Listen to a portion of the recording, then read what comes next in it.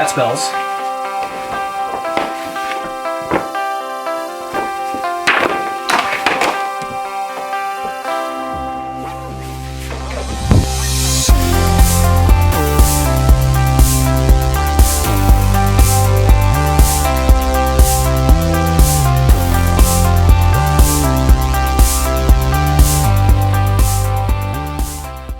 As in the intro, topic of the day is asparagus.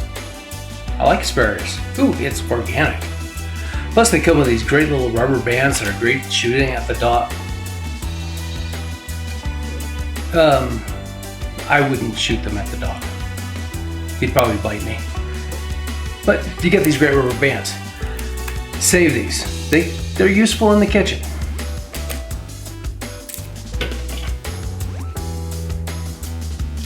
One of the things people are going to tell you when you buy this is that, of course, it needs to be trimmed. And yeah, it does. They're going to tell you you bend it and where it snaps, that's where you... Yeah, no. I cut it, I eyeball it, essentially. I want them to be equal length. But, you know, every now and then you get ones that are a little bit woody up the... a little bit low, a little bit higher. And when you do that test, you get a little shorter. So just watch out for those. This one's a little wrinkled. I'm not going to use this. The pencil ones, I'm not a big fan of them. I think these brutes taste better, have better flavor. So I don't really use them a lot when I can avoid it. So we've got our asparagus. I can do the bend, but I want them all equally sized. So what I do is I'll bend one and then use that as a measurement and then cut the other ones. Save these and these and these, the ones that you reject. Asparagus soup, cream of asparagus soup, very good stuff. One of my favorites. So we've got our asparagus. It's nice, uniform shape, stuff like that. What do we do with it? Well, grab a pan, and I just spread them out on the pan.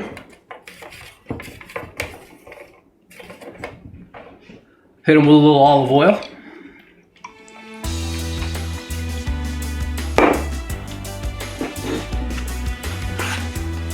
Salt and pepper. I like giving it a little bit, I like mine a little salty. Here's the pepper. Turn them around. Make sure they're evenly coated with the salt, the pepper, and the olive oil. Pop it in the oven. Or, if I'm grilling that night, or day, or I grill a lot. If I'm grilling, they're going on the grill. That's one way. One of the other ways you could do is to make something of them. And, well, I'll show you that in just a sec. I gotta wash my hand. Second method, you've probably seen if you look it online, is to wrap them with cheese and inside of prosciutto or some type of cured ham. I like capocola, and that's what we're going to use. The cheese, I've got fontina. You want a relatively easy melting cheese. I would go, like I said, fontina, Swiss cheeses, Gruyere, Emmentaler. Of course, I'm going up in the price on that. This is just a basic fontina. But before we do that, if we took the asparagus, wrapped it up, threw it on a pan, threw it in the oven, the asparagus would not cook, or the asparagus would not be done cooking by the time the outside is toast and the cheese is all runned off. So you've got to blanch and shock it. I'm going to adjust the camera and then we'll talk back. Mise en place. Everything has to be set up. So I don't need the knife, I'm going to put it away, get it out of the way. I've got my asparagus. I've got asparagus retrieval system. And then Blanching, of course, is in the hot water. Shocking is dumping them into ice water after that, which stops the cooking, which is what we want. So first of all, this is just plain water. We need to season it. About a tablespoon of salt. It's not going to get too salty if you put more salt in it than you need.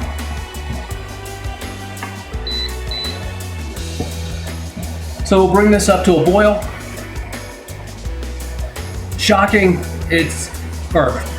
Blanching is fairly simple. All it really takes is you look for the doneness that you want and go just a little bit under. Very simple. Okay, I don't have the greatest boil, but it's hot enough that it's going to cook. So in the asparagus goes.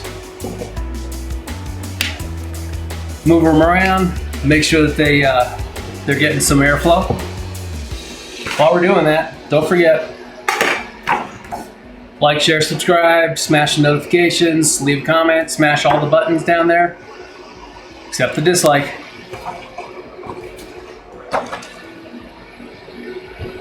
So you'll notice, immediately they turn green, or the greenness in them becomes more intensified. This is what we're looking for.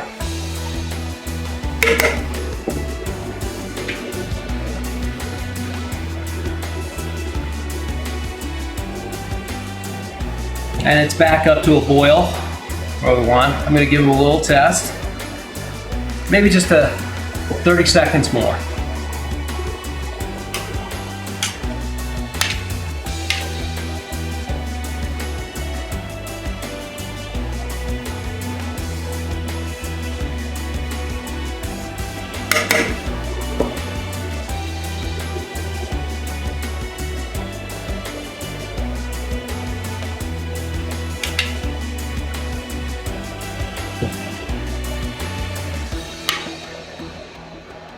There we go. Into the ice bath.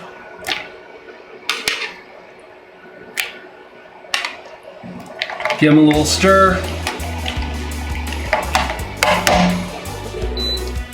Turn off your heat. So one thing I want you to pay attention to, and if you have to go back and take a look at it, one thing you'll notice is that the water was crystal clear, like the ice water is here, but it's taken on a green tint. That's normal, as long as it is not as green as the olive oil, you're good. But if you get any greener, one, all the noxious compounds from the asparagus are going to come out, and two, you're going to overcook them. So let this shock. I'm going to readjust the camera and clean up a little bit, and I'll be right back. Okay, I'm back. First thing you got to do with these, they're cooled down. I'm going to pull them out. We're going to dry them off for a bit. With this wrapping up and stuff like that, you want them as dry as possible. Otherwise your cheese will get soggy or messy. So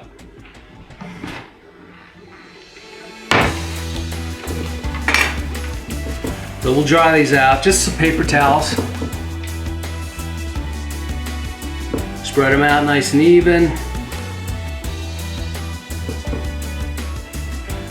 I like to roll them up just a little bit. Just gets all the water off them as possible. As much as possible. So I said we're going to do, I like capocola. This isn't a true capocola. This is more of a capocola flavored ham. It's okay. My wife, my kids like it. Fontina. Notice I cut them into sticks. And might as well throw some herbs in there. I like a little thyme.